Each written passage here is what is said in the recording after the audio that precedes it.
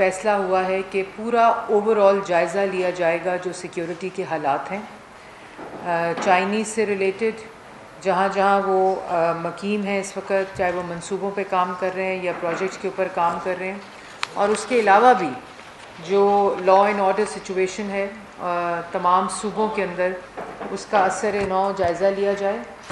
और जो उससे रिलेटेड एक और ब्रीफिंग भी वज़ारत दाखिला ने दी, जिसमें डिफरेंट जो एस्पेक्ट्स हैं लॉ एंड ऑर्डर के, उसको डिस्कस किया गया। और एक पूरा सिक्योरिटी प्लान वज़ीर आज़म शहबाज शरीफ साहब की हदायत के ऊपर जो CPEC रिलेटेड, चाइनीज़ रिलेटेड जितने मंसूबे हैं और भी जो डिफरेंट पार्टनर्स हैं स्ट्रेटिजिक, उनके लोग भी जहाँ जहाँ काम कर रहे हैं, उस पूरे सिक्योरिटी प्लान को दोबारा से जायज़ा लेने के लिए वज़ारत दाखिला को कहा गया। जिस ज़म में जो इंटीरियर मिनिस्टर हैं वो तमाम सूबों का दौरा करेंगे। आज वो कराची गए हुए हैं और वहाँ जो कराची का वाक़या है कल जो पेश आया, उससे रिलेटेड जितना सूबाई हुकूमत के साथ सिक्योरिटी का पैराफर्नेलिया है, इंफ्रास्ट्रक्चर है, उस सारे को रिव्यू करने और इस इंसिडेंट से जुड़े जो इन्वेस्टिगेशन प्रिलिमिनरी है वो उसका आगाज़ हो गया है। और इसमें जो चाइनीज़ एम्बेसी है उनको भी इस बात की यकीन दहानी कराई गई है कि ये इन्वेस्टिगेशन बहुत जल्द मुकम्मल भी होगी और इसमें उनको अपडेट भी रखा जाएगा। उसके साथ साथ जो मुल्क की सिक्योरिटी की सिचुएशन है, जो नेशनल एक्शन प्लान जो पाकिस्तान मुस्लिम लीग नून के दौर में वज़ीर आज़म नवाज़ शरीफ साहब ने बहुत ही कामयाबी के साथ मुल्क का अमन वापस लौटाया था, तमाम सूबाई स्टेक होल्डर्स के साथ मिलकर, जहां सूबों ने लीड ली थी और विज़न दिया था और वफाक ने उनको फैसिलिटेट और सपोर्ट किया था, उसका नेशनल एक्शन प्लान का भी फौरी तौर पर दोबारा जायज़ा लेने के लिए वज़ीर आज़म ने हदायत कर दी है। और उसमें जो नेक्टा है, जो counter terrorism national counter terrorism authority है, उसका फौरी तौर पर इजलास बुलाने की भी हदायत हो गई है, जो कि बुलाया जाएगा। और उसमें पूरा नेशनल एक्शन प्लान का जो एम्बिट है, सूबों के साथ भी जो शराकत दारी है और जिस तरह सूबे इसको पहले लीड कर रहे थे, वही उसी कमिटमेंट और उसी जज्बे के साथ इसको दोबारा जो रिवाइव करने की और उसके ऊपर पूरा एक रिव्यू और जायज़ा लेने की हदायत वज़ीर आज़म शहबाज शरीफ साहब ने की है। इसके साथ साथ काबीना में आज एक बहुत इम्पॉर्टेंट जो civil servant directory retirement from service है, उसका जो रूल्स 2020 बनाया जा रहा था, जिसका मकसद सिर्फ ब्यूरोक्रेसी को प्रेशराइज करना, ब्यूरोक्रेसी को कंट्रोल करना, उसकी आर्म ट्विस्टिंग करना, वो मकसद था। तो इसको काबीना ने ये फ़ैसला किया है कि इन तमाम सर्विस रूल्स को जो कि उस वक़्त बनाए जा रहे थे ख़ास मकसद के लिए, उसका जायज़ा लिया जाए और कोई भी ऐसा कानून साजी या ऐसे रूल्स ना बने जो अफसरान को निशाना बनाने के लिए इस्तेमाल किए जाएं। तो इस पर नज़रसानी के लिए काबीना की एक कमेटी तश्कील दे दी गई है, जिसमें वज़ीर कानून आज़म नज़ीर तारड़ साहब और क्लाइमेट चेंज की फेडरल मिनिस्टर शहरी रहमान साहिबा और रेलवे के फेडरल मिनिस्टर ख्वाजा साद रफ़ीक साहब पर मुश्तमिल ये कमेटी है, जो अगली काबीना की मीटिंग तक फौरी इसके ऊपर जायज़ा लेकर 2 हफ्तों में जायज़ा लेकर ये रिपोर्ट काबीना को पेश करेगी और उसके मुताबिक काबीना जो है वो इसका फ़ैसला करेगी। उसके बाद जी काबीना ने जो मौजूदा EOBI के चेयरमैन हैं शकील मंगरेजो साहब, उनकी जो खिदमात हैं वो इस्टेब्लिशमेंट डिवीज़न को देने के हवाले से मंजूरी दे दी है। काबीना ने आसिम अहमद को बतौर चेयरमैन FPR तानियात करने की भी आज मंजूरी दी है। इसके साथ साथ मैं आपको पहले बता चुकी हूँ कि जिस तरह दहशतगर्दी के वाक़यात में इजाफ़ा हुआ पिछले 4 साल हमने देखा, उसमें वज़ारत दाखिला को ये वज़ीर आज़म शहबाज शरीफ साहब ने ज़िम्मेदारी सौंपी है कि वो तमाम सूबों के साथ मिलकर नेशनल एक्शन प्लान को दोबारा से रिव्यू करें और उसके अंदर तमाम सूबों को, स्टेक होल्डर्स को इंक्लूड करके उसके ऊपर एक जामिया प्लान दें नेक्टा के ज़रिए। उसके बाद जो पावर डिवीज़न है उसकी एक तफसीली काबीना को ब्रीफिंग दी गई। आज सुबह भी जो पहला वज़ीर आज़म शहबाज शरीफ साहब का एजेंडा था वो पावर डिवीज़न के ऊपर और पेट्रोलियम के ऊपर एक ब्रीफिंग ली गई। और इस वक्त जो लोड शेडिंग के हालात हैं वो मैं कल भी अपनी प्रेस कॉन्फ्रेंस में बता चुकी हूँ कि जिस वक्त हुकूमत संभाली गई तो 27 यूनिट्स बंद थे। 5,500 मेगावाट बिजली की जो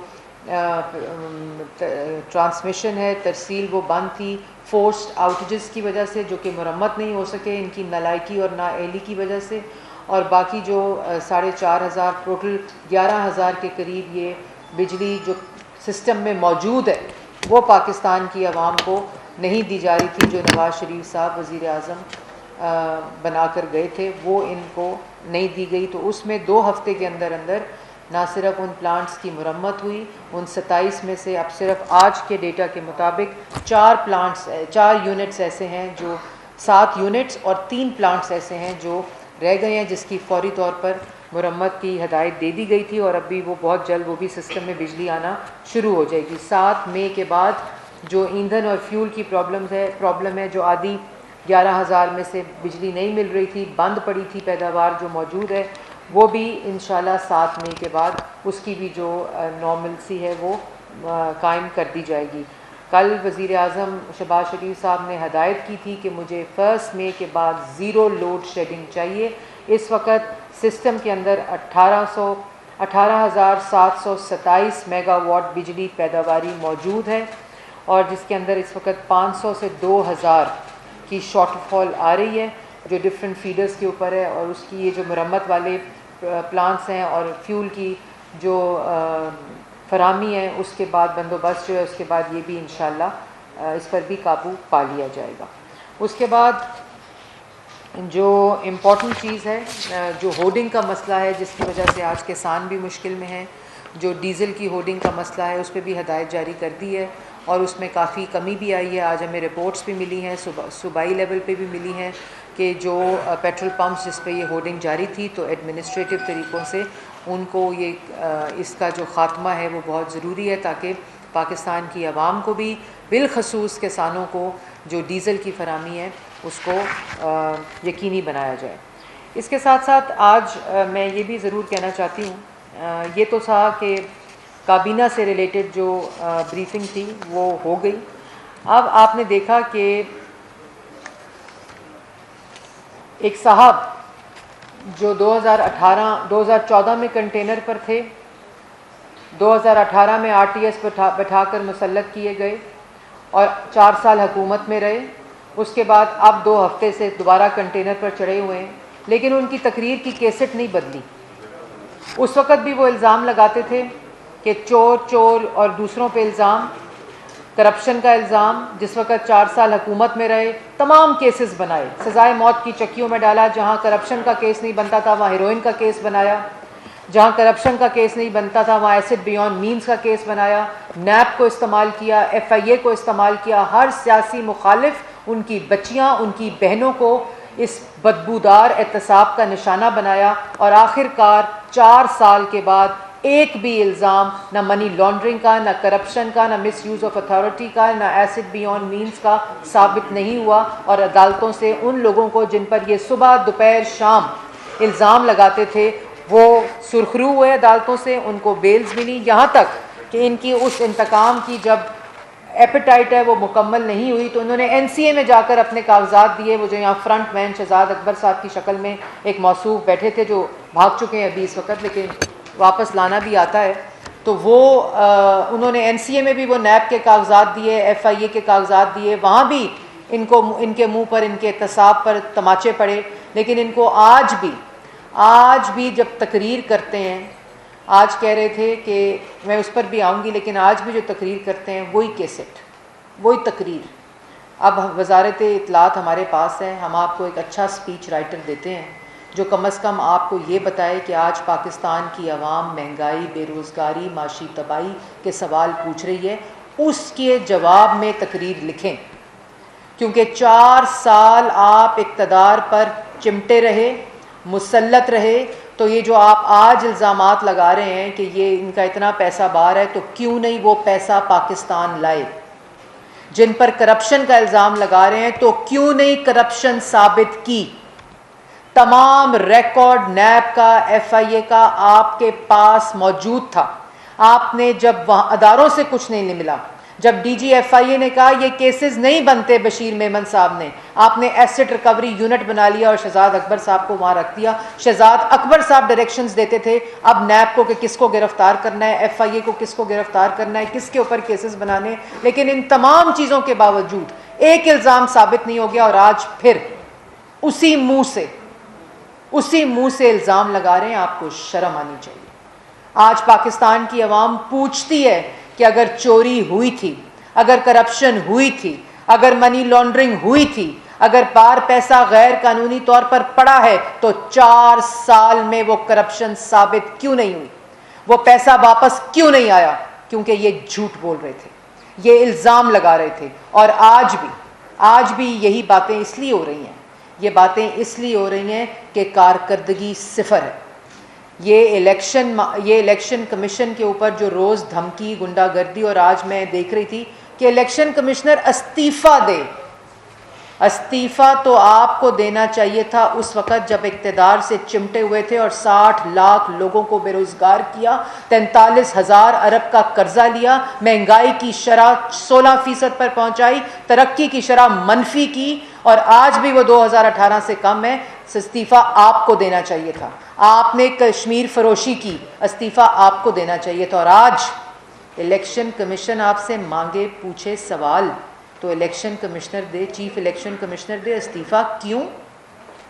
और चीफ इलेक्शन कमिश्नर आपसे पूछे फॉरेन फंडिंग 70 लाख डॉलर का हिसाब मांगे मनी लॉन्ड्रिंग का, जो आपकी जेबों में गया, जो आपके पर्सनल अकाउंट्स में गया, जो ओवरसीज पाकिस्तानीज ने दिया, और उसके बाद जो गैर कानूनी फंडिंग जो आपने गैर मुल्कियों से ली उसको आपने डिक्लेयर नहीं किया, जो स्टेट बैंक ने डेटा इलेक्शन कमीशन को दिया, वो आपका फैसला आने वाला है। तो इलेक्शन कमीशन दे इस्तीफ़ा और कराए इलेक्शन। क्यों कराए इलेक्शन? इलेक्शन होंगे मुकर्ररा वक्त पर। इमरान खान को इलेक्शन नहीं, इमरान खान को शहबाज शरीफ की कारकर्दगी से डर लगता है। इमरान खान को शहबाज शरीफ के खिदमत के जज्बे से डर लगता है। इमरान खान साहब को ये पता है कि 2 हफ्ते में चीनी 85 रुपये से 70 रुपये हो गई है। इमरान खान को ये पता है कि 2 हफ्ते में आटा 550 से 400 रुपये हो गया है। इमरान खान साहब को ये पता है कि आज लोग मेट्रो पे बाइज्जत तरीके से, जो 4 साल से मंसूबा बंद था, वो 5 दिन में चलाकर आज लोग पेशावर मोड़, फैज़ाबाद, रावलपिंडी, इस्लामाबाद से जो 2-2, 3-3 हज़ार रुपया टैक्सी का देकर जाते थे, आज मेट्रो पे बाइज्जत सवारी पे एयरपोर्ट जा रहे हैं। ये इमरान खान साहब को बात पता है। और इमरान खान साहब को ये बात भी पता है कि जो बिजली लोड शेडिंग, महंगी बिजली, जो 27 प्लांट्स बंद थे जिसकी वजह से लोड शेडिंग हो रही थी, वो 2 हफ्ते में प्लांट्स भी चल रहे हैं, आवाम को बिजली भी मिल रही है, लोड शेडिंग में कमी भी आ रही है। और जिस तरह 14,000 मेगावाट बिजली बनाकर गए थे, आइंदा अगर 18,000 मेगावाट बिजली बना दी तो इनकी शक्ल कोई याद नहीं करेगा। इनको इस बात का पता है। इसलिए ये जो है ना इलेक्शन की गर्दान, ये इन्होंने लगाई हुई है। असल में इनको इलेक्शन नहीं चाहिए। असल में इनको ये बात पता है कि अगर पाकिस्तान, ये कोalition गवर्नमेंट और शहबाज शरीफ साहब वज़ीर आज़म रह गए, वो कोalition गवर्नमेंट जो वफाक के हकूक़ का भी मुहाफ़िज़ होगी और जो पाकिस्तान के रिलीफ की भी मुहाफ़िज़ होगी। और अगर ये तरक्याती मंसूबे, अगर महंगाई इसी तरह नीचे आती रही, अगर रोज़गार के मंसूबे पाकिस्तान की आवाम को मिल गए, तो इमरान खान साहब से तो अभी सवाल हो रहे हैं, उसके बाद इनका नाम लेने वाला कोई नहीं होगा। इसलिए इलेक्शन कमीशन को धमकाने की कोशिश कर रहे हैं। तो ये पाकिस्तान की आवाम को भी बताना चाहती हूँ और इमरान खान साहब को भी बताना चाहती हूँ कि खौफ सिर्फ शहबाज शरीफ की मकबूलियत का है, खौफ सिर्फ पाकिस्तान मुस्लिम लीग नून के खिदमत के जज्बे और कोalition गवर्नमेंट के खिदमत के जज्बे और तरजीहात का है। इलेक्शन अपने मुकर्ररा वक्त पर होगा। और जो IMF और जो माशी मईशत के अंदर दहशत गर्दी की है, जिस किस्म की दहशत गर्दी करके गए हैं, जो आज पाकिस्तान की आवाम उसका खमियाजा भुगत रही है, चाहे वो बेरोज़गारी हो, चाहे वो महंगाई हो, चाहे वो मुफलसी हो, चाहे वो आटा हो, चीनी हो, बिजली हो, गैस हो, वो इनकी नालायकी की वजह से आज महंगी है। ये इनको बात पता है, इसलिए इस पर तो कोई तकरीर नहीं, इस पर तो कोई जवाब नहीं। इलेक्शन कराओ, क्यों कराओ इलेक्शन? और अगर इलेक्शन कराने का कोई जज्बा रखता है ना, तो वो रखते हैं जिनको ये बात का यकीन है कि अगर आरटीएस नहीं बैठेगा, अगर डस्का की धुंध नहीं छाएगी, अगर इलेक्शन कमीशन के डब्बे नहीं उठाए जाएंगे, तो पाकिस्तान के अंदर पाकिस्तान मुस्लिम लीग नून, जो 2018 में भी इलेक्शन जीती थी और इंशाल्लाह अगले आने वाले इलेक्शन भी पाकिस्तान की आवाम उनको जीतने देगी। उसके बाद कहते हैं मेरे ज़माने में, नहीं कह रहे हैं कि मेरा ब्लैकआउट हो रहा है, मेरा ब्लैकआउट किया जा रहा है, और फिर कह रहे हैं मेरे ज़माने में ब्लैकआउट नहीं होता था। आपके ज़माने में ब्लैकआउट नहीं होता था? आपके ज़माने में ब्लैकआउट नहीं, सहाफ़ियों की पसलियाँ तोड़ी जाती थी, सहाफ़ियों को गोलियाँ मारी जाती थी, सहाफ़ियों को अगवा किया गया, सहाफ़ियों के प्रोग्राम्स बंद कराए गए, चैनल्स की बंदिश कराई गई, सहाफ़ियों को जेलों में डाला गया, सहाफ़ियों के ऊपर नैब के केसेस बनाए गए, और आज कह रहे हैं कि मेरे ज़माने में ये नहीं होता था। एक तो मीडिया की सेंसरशिप, जो मीडिया रेगुलेटरी अथॉरिटी थी, वो किसके ज़माने में आ रही थी इमरान खान साहब? वो आपके ज़माने में आ रही थी कि जिसको जो कंट्रोल ना हुआ, जिसकी आर्म ट्विस्टिंग ना हुई, जिसकी धमकी से कोई चीज़ ना चली, मीडिया ने आपकी ये हुक्म मानने से इनकार किया, आपकी गुंडागर्दी से इनकार किया, आपकी बदमाशी से इनकार किया, मीडिया वर्कर्स को बेरोज़गार किया गया, मीडिया हाउसेस के को माशी तौर पर कंट्रोल किया गया और उन्होंने ले ऑफ किया लोगों को। वो सहाफ़ी जिनके घर में आज रोटी नहीं है, वो आपके ज़माने में हुआ। वो सहाफ़ी जिनको पे तशद्दुद हुआ, गुंडागर्दी हुई, वो आपके ज़माने में हुई। वो सहाफ़ी जिनके प्रोग्राम्स बंद किए गए, वो आपके ज़माने में हुए। अगर इस मुल्क में पाकिस्तान की आवाम से रोटी छीनी गई, चीनी छीनी गई, आटा छीना गया, महंगी बिजली गैस दी गई, तो वो आपके ज़माने में हुआ। अगर मुल्क की 75 साला तारीख में किसी ने कश्मीर की तरफ आंख उठाकर मोदी ने देखा, तो कश्मीर फरोशी आपके ज़माने में हुई। अगर मुल्क के अंदर आज मईशत तबाह है, अगर मईशत को गुलाम बनाया गया, तो वो आपके ज़माने में हुआ। इसलिए ये लेक्चर ना दें कि आपके ज़माने में क्या होता था। पाकिस्तान की आवाम 2 हफ्ते पहले की बात भूली नहीं है, अभी सिर्फ 2 हफ्ते हुए हैं, और आपकी गलाजत और आपका गंद साफ कर रहे हैं हम लोग। और उसके बाद ये जो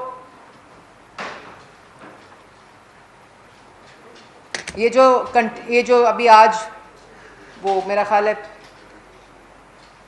60-70 लोग होंगे, चलो ज़्यादा से ज़्यादा 100 कर लें लाहौर में, और जो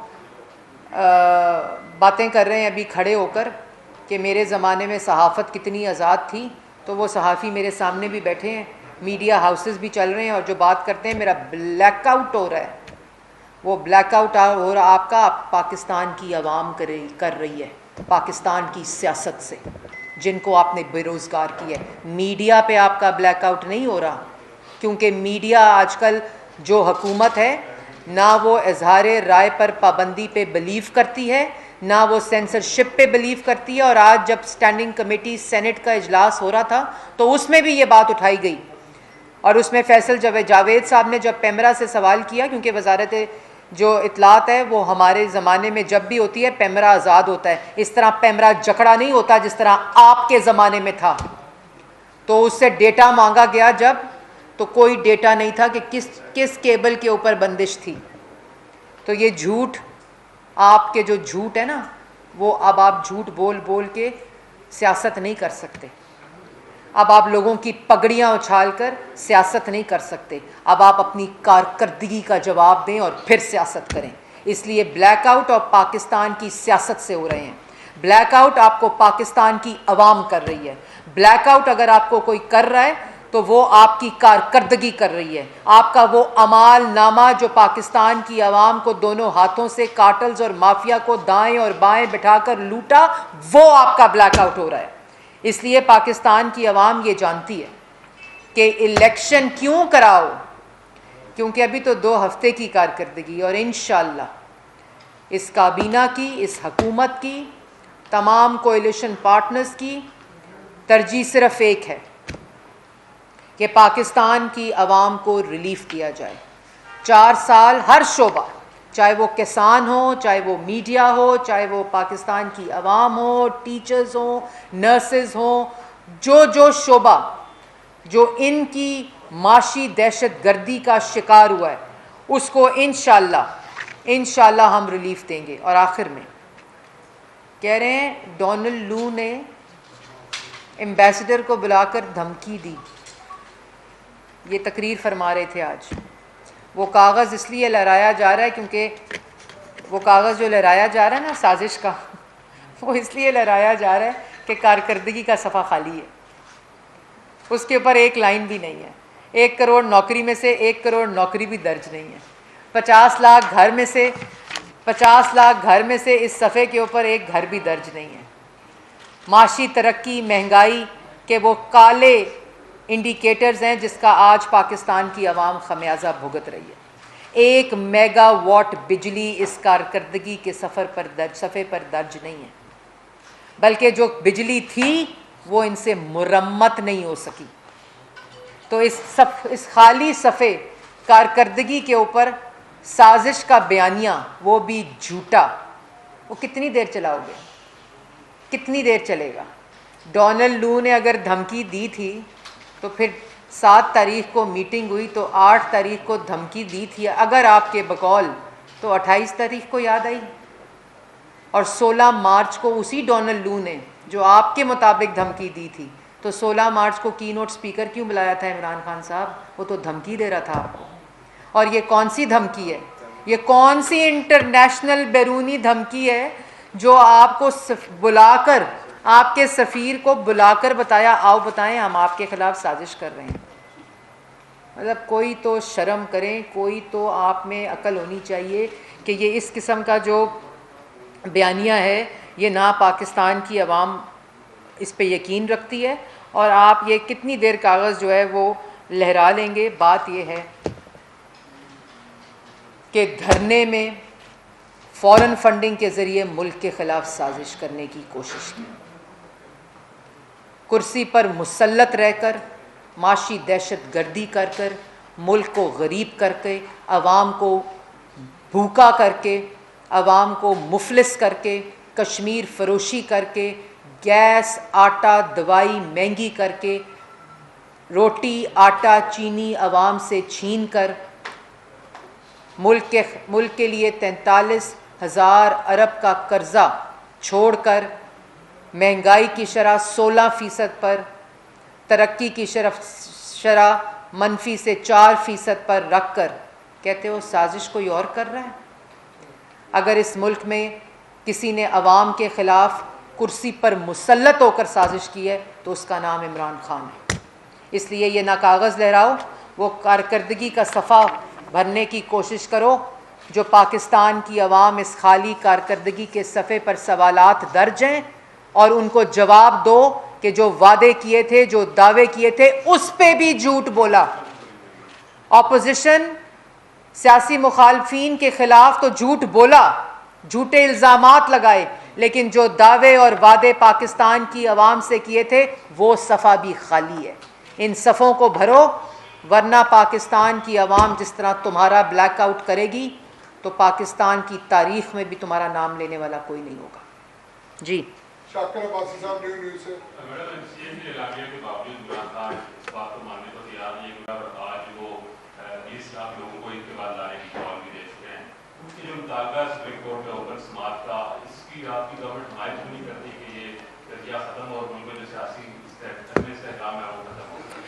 मुल्क में बिल्कुल कोई सियासी इस्तेकाम नहीं है, अदम इस्तेकाम नहीं है कोई भी।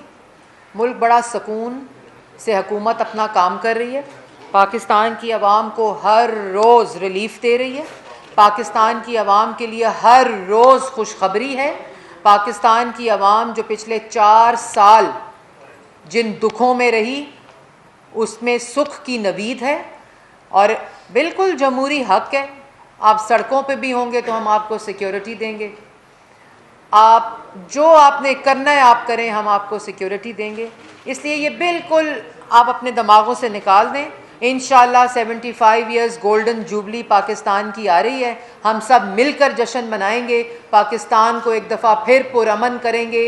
इंतशार वाले जो हैं वो इस वक्त मुल्क पर मुसल्लत नहीं हैं, नफ़रत फैलाने वाले मुल्क पर मुसल्लत नहीं हैं। 75वीं सालगिरह पर इंशाअल्लाह अज़्म करेंगे कि पाकिस्तान इसी तरह तरक्की करे, खुशहाल रहे और आगे बढ़े और इंशाअल्लाह पाकिस्तान की आवाम को महंगाई और बेरोज़गारी से छुटकारा हासिल करेंगे। आप सब भी मिलकर इधर ये नेगेटिविटी की तरफ फोकस करने से बेहतर है आए सब मिलकर पाकिस्तान की 75वीं सालगिरह सेलिब्रेट करें ऑफ इंडिपेंडेंस। सनाउल्लाह साहब यहाँ से। सर मैडम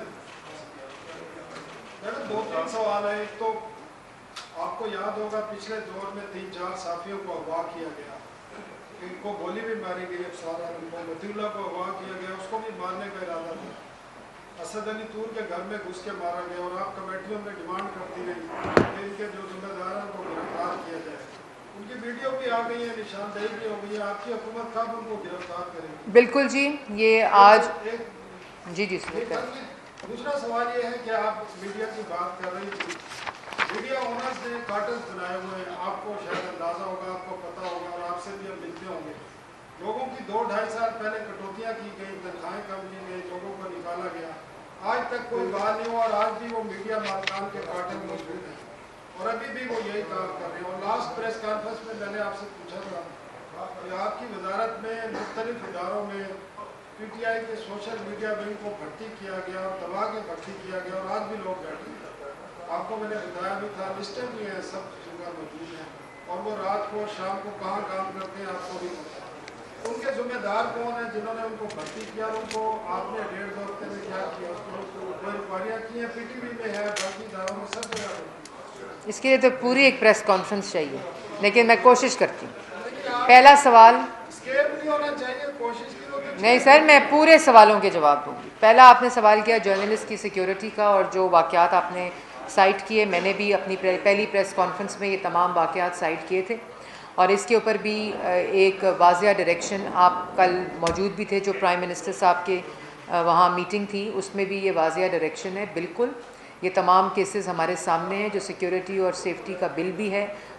जो ज़िम्मेदारान हैं उनके ख़िलाफ़ एक्शन तो एक बात, लेकिन इसकी जड़ को ख़त्म करना पड़ेगा कि कोई भी अपने मकासद के लिए, अपने वेस्टेड इंटरेस्ट के लिए सहाफ़ियों के ऊपर जो तशद्दुद है, ये बिल्कुल नाकाबिल कबूल है और इसको कैसे हम इसकी बंदिश कर सकते हैं, वो आप सब के साथ मिलकर, मीडिया वर्कर्स के साथ, रिपोर्टर्स के साथ मिलकर कोई ऐसा मेकनिज़म बनाने की ज़रूरत है जिसकी हम तरजीह जो हंगामी बुनियाद पर इसको हम करेंगे। और जो सिक्योरिटी और सेफ्टी का बिल है वो ह्यूमन राइट्स की वजारत के अंदर है मेरी, उसमें भी कंप्लीट एक मीटिंग हो चुकी है और इसको भी हम फौरी तौर पर फ़ाल करेंगे।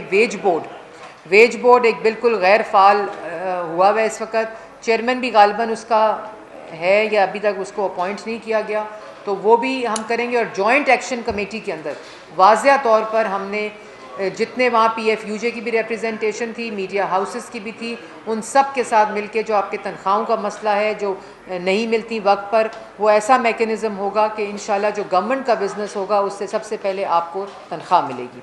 और फिर आपने चौथा सवाल किया कि सोशल मीडिया, तीसरा सवाल सोशल मीडिया पे आपने ये बात की कि 2018 में जब मैं मिनिस्टर फॉर इंफॉर्मेशन थी, एक इल्ज़ाम कोई ये नहीं लगा सका कि एक भी सियासी भर्ती हुई हो, एक भी। हालांकि नैब को भी छोड़ा गया, FIA के भी केसेस बनाने की कोशिश की गई कि कहीं से कोई चीज़ मिल जाए, लेकिन अल्लाह ताला का फजलो करम है कि कोई वसाइल या कोई इख्तियार ऐसा इस्तेमाल नहीं किया गया जिससे रियासत और हुकूमत कॉम्प्रोमाइज़ हो। लेकिन अनफॉर्चुनेटली इस दौर में ऐसी सियासी भर्तियाँ हुई जो आप कह रहे हैं, बिल्कुल लिस्ट मौजूद हैं, उनको फ़िल्टर भी किया गया है।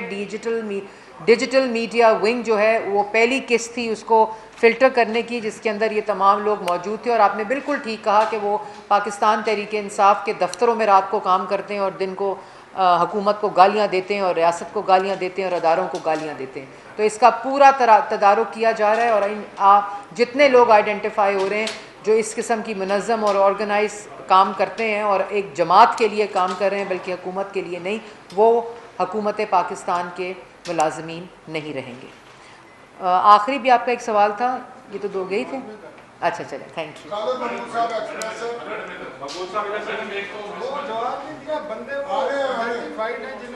जी मैंने कहा है कि बिल्कुल इसको फौरी बुनियाद पर लिया जाएगा और एक्शन लिया जाएगा।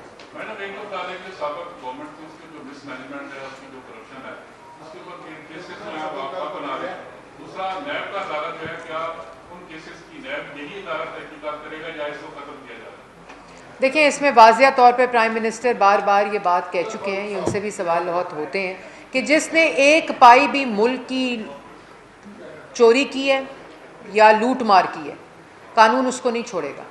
लेकिन हम किसी पर इल्ज़ाम नहीं लगाएंगे, हम उसको कानून के कटहरे में लाएंगे। ये बहुत बात वाज़िया है कि यहाँ इल्ज़ाम तराशियाँ नहीं होंगी, जो भी बात होगी वो कानून के दायरे में होगी, वो इंस्टीट्यूशंस करेंगे। FIA मौजूद है। मैं आज ये ऐलान नहीं करूँगी कि कल कौन गिरफ़्तार हो रहा है, जो 4 साल होता रहा है। मैं नैब को कोई डायरेक्शन नहीं दूंगी या वज़ीर आज़म हाउस में बैठा कोई शख्स FIA को डायरेक्शन नहीं देगा कि आज राना सनाउल्लाह को पकड़ लो या आज शाहिद खकान अब्बासी को गिरफ़्तार कर लो। तो ऐसी कोई चीज़ नहीं होगी। लेकिन जहाँ जहाँ गलत काम हुआ है, हुकूमत का, नेशनल एक्सचेकर का पैसा ज़ाया हुआ है, लूट मार हुई है, वो सब का जवाब देना पड़ेगा। अगर फारूक साहब एयरवाइज ये पूछना था कि हिसाब डार साहब को पासपोर्ट जारी हुआ है या नहीं और वो वतन वापस आ रहे हैं या नहीं, क्योंकि उनके हवाले से एक फैसला भी था, तो इसी तरह उन्होंने ये पूछा जा रहा है कि वो उनकी वतन वापसी आई है कि बिल्कुल वतन उनका है, वतन वापस भी आएंगे। पासपोर्ट उनका हक था, उनको मिला। ये छोटी ज़हनियत की हुकूमत मुसल्लत थी। कोई कानून पाकिस्तानी को उसके आइडेंटिटी डॉक्यूमेंट से महरूम नहीं कर सकता और उसी के तनाजुर में उसी कानून के मुताबिक उनको उनके पासपोर्ट्स मिले। जब उनका दिल करेगा पाकिस्तान आएंगे। पाकिस्तान उनका मुल्क है, यहाँ आने से भी उनको कोई नहीं रोक सकता।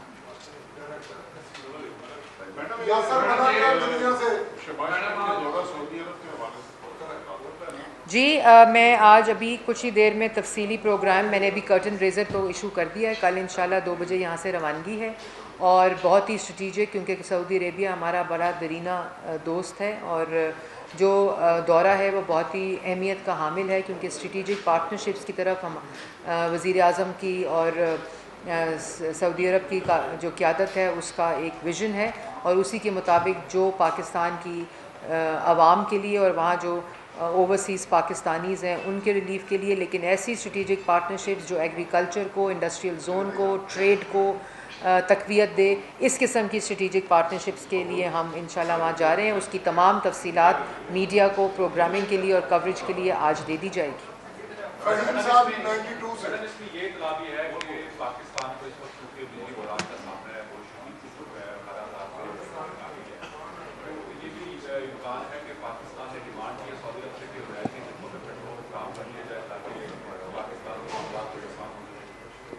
देखिए, ये कबल अज़ वक्त है, लेकिन मैंने जैसे पहले कहा कि हर वो चीज़ जो कि एक स्ट्रेटिजिक विज़न की तरफ जाए बल्कि वन ऑफ ना हो, उसकी तरफ फोकस है। थोड़ा सा फोकस इस वक्त तरजीहात जो हैं वो लॉन्ग टर्म है। फोकस ये है कि वन ऑफ चीज़ ना हो, लेकिन जैसे आपको मैंने पहले कहा कि हर तरह के हालात में सऊदी अरेबिया गमी में, खुशी में, मुश्किल वक्त में हमारे साथ खड़े हुए हैं। तो इंशाल्लाह जो सऊदी अरेबिया का दौरा है वो भी बहुत कामयाब दौरा इंशाल्लाह होगा। आखिरी सवाल 92 से। मैडम 2018 में इलेक्शन हुए, आपकी तरफ से कहा गया कि इमरान खान का जो मैंडेट है वो जारी है, सिलेक्टेड है।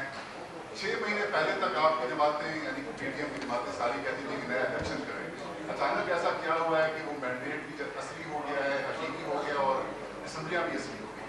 मैडम इसके साथ ही आईनी अदम एतमाद हुआ है, पार्लिमान ने उठाकर बाहर फेंका है एक नालायक नाअहल चोर टोले को।